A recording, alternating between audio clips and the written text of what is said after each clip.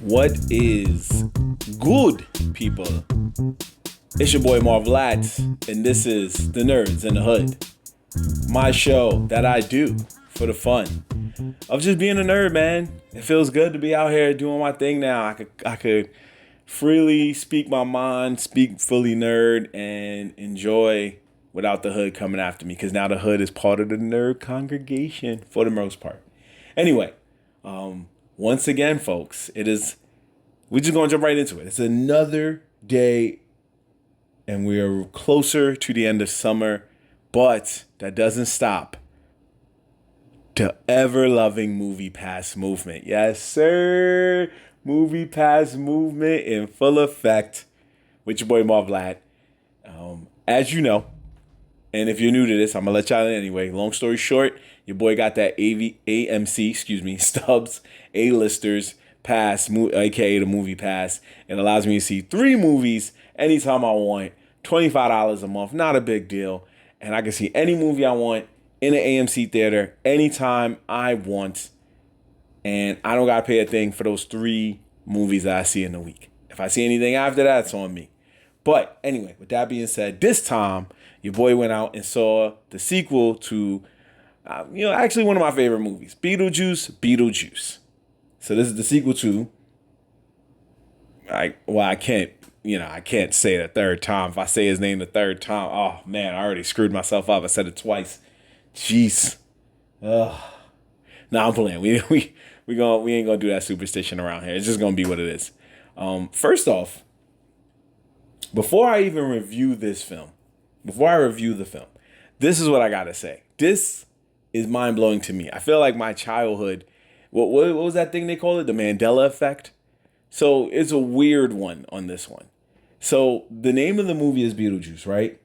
But his name is also Beetlejuice, but they're both spelled differently, which is kind of crazy when you really think about it. Like Beetlejuice in the movie title is spelled Beetle, Beetle, and then Juice, Juice.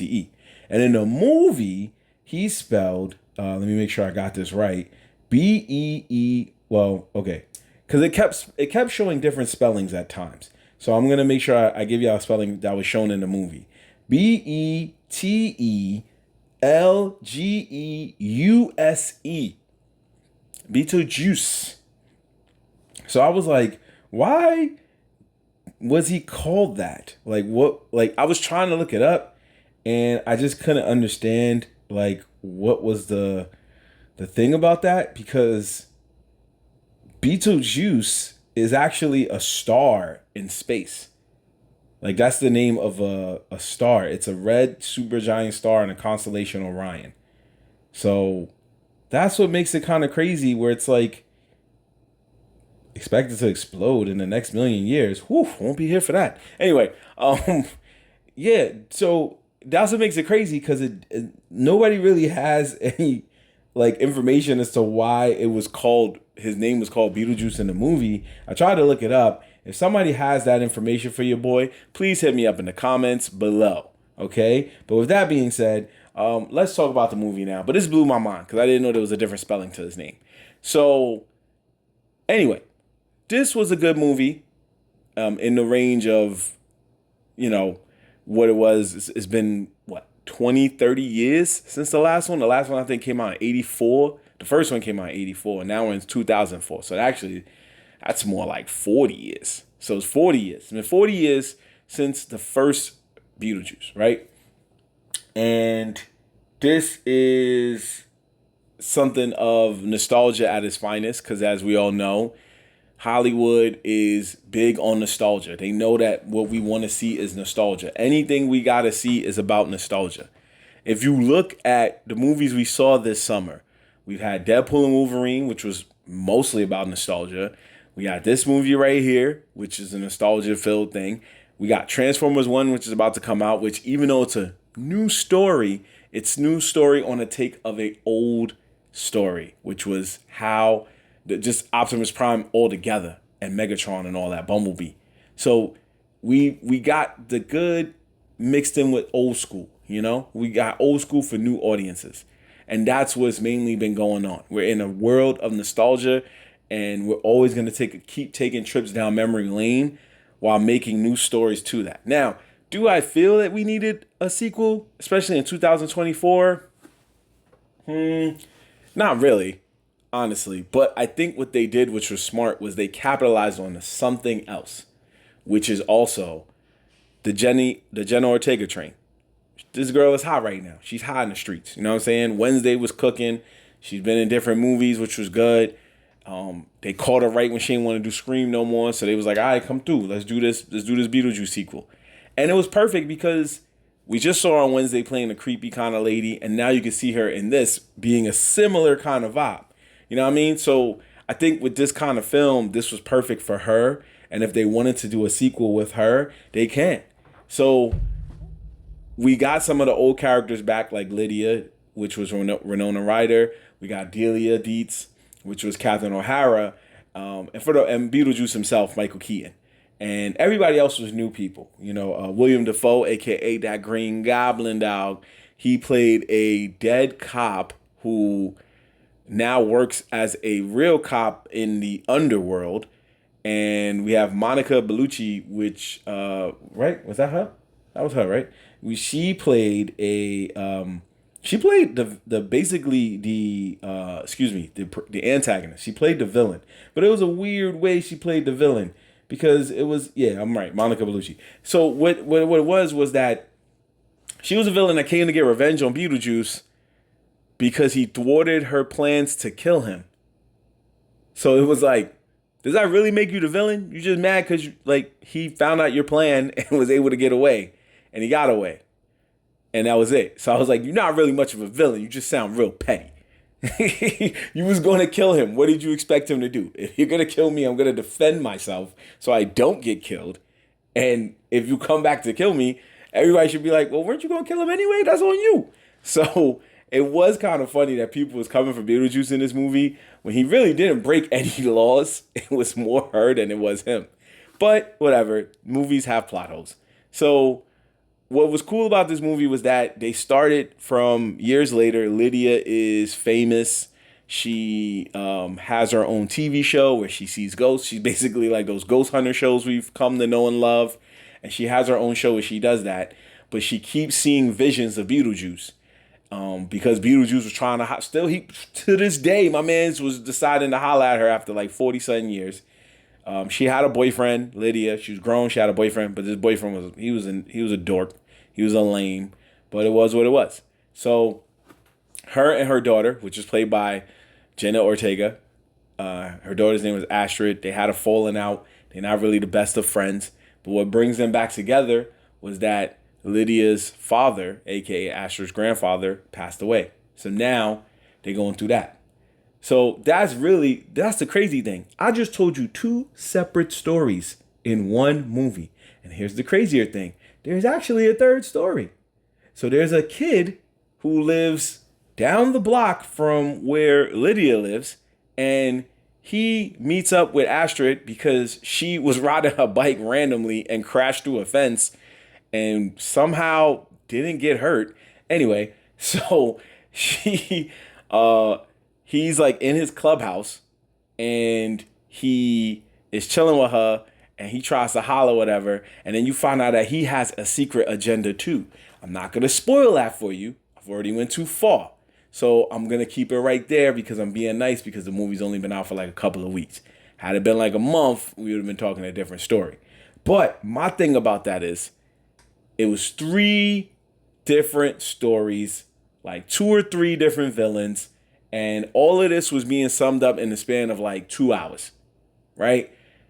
That was one of the things I wasn't really feeling. I felt like it was a lot going on at so many different times that it was hard to keep up with one story.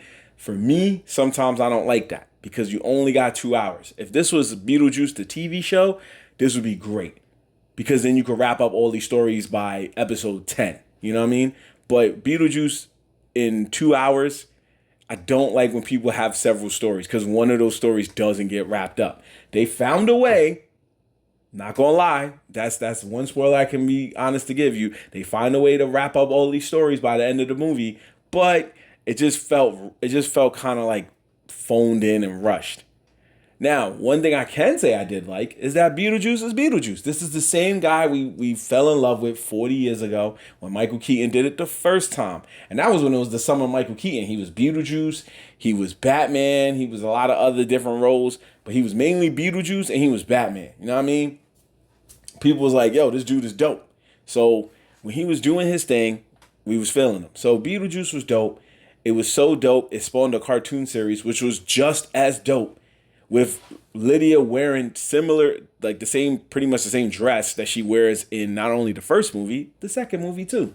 So, in many ways, Beetlejuice is always going to be a fun ride through the afterlife. And that is pretty funny. There's a lot of deaths going on in this movie. A lot of people die. They did kind of fun little puns. But I think in terms of a summer movie, if this came out in like the early 2000s, this movie would be vibes. But you wouldn't find you would have to find somebody to do the role that Jenna Ortega did, because she's really good at playing this like gothy dark girl. Maybe you could have got Kat Dennings back then, who knows. But she plays a really like gothy dark one monotone kind of voice, like everybody's gonna die, like that kind of person. Like she plays that very well. And I think that's what helps the movie, is that she has a way to play this like teenage girl very well, even though now she's an adult. And that is a boat I will always say I missed out on, man, because these kids can play teenagers till they 40. They can play teenagers till they are 40. The way these kids look is crazy. Kudos to them, man. I wish I thought about that. I would not be having this podcast. I'll be out there making some new TV show on Netflix. But shoot, you probably catch me on Cobra Kai. I'll be a 45-year-old, 15-year-old kid kicking people. But anyway, no. What made this movie work was the fact that it's Beetlejuice. Beetlejuice is wacky. He's basically, even though he's in the afterlife, he is a cartoon character in a sense. He is a live cartoon character. He is able to do pretty much whatever he wants and use the Toon Force, even though he's not alive. And it works on so many levels, because she knew that she couldn't deal with him because he was crazy. And she had to come and get Beetlejuice for help because of the things that were happening in the movie. And Beetlejuice took that help and amped up the insane meter by 1,000,000. And for me, that's what made the movie. That and Jenna Ortega's performance made the movie. Lydia was cool, but she was having panic attacks because of Beetlejuice, which sucked. And Catherine O'Hara is funny, especially since Schitt's Creek. She's gotten funnier and funnier over time. And that's dope too. You throw in a name like that, that's going to make the movie good. Justin Theroux had a good role playing Lydia's boyfriend. He had his moments. And William Dafoe, he's a legend. He had his moments. But at the end of the day, I just didn't like the fact that we were cramming in so many different storylines. But on the flip side, those storylines helped bridge the connection that we needed to see between Astrid and Lydia so they could become a better family. Because that's all it was about. These two fell off and she wanted to get her daughter back before she lost her daughter. Because at the end of the day, in the first movie, Lydia wasn't really too keen with her parents. And Beetlejuice made it so that way he inadvertently made it so that way they could connect. So this movie had a lot of Easter eggs thrown back to the first movie. It's a blink and you miss it. There's a lot of clues to who the villains are. You'll see them too. Beetlejuice's backstory is hilarious, as well as his backstory to his first love. All of those things are funny, but we came to see Beetlejuice. We came to see this guy. We came to see him be wacky. If he wasn't as wacky, or if he was phoning it in, we wouldn't be laughing. We wouldn't be feeling the movie. It would have been like it got sequelitis, 40-year sequelitis, and it wasn't good. Again, do I wish there was a sequel to this film 10 or 20 years ago? Yes. Am I glad they made a sequel to it now? My bad.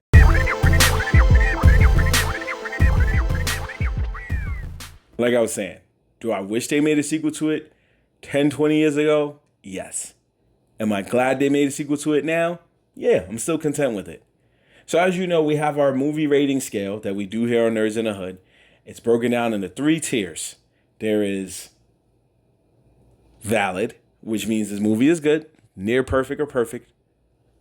It's alright, which means it's cool, it's okay, passable. And nah, this ain't it.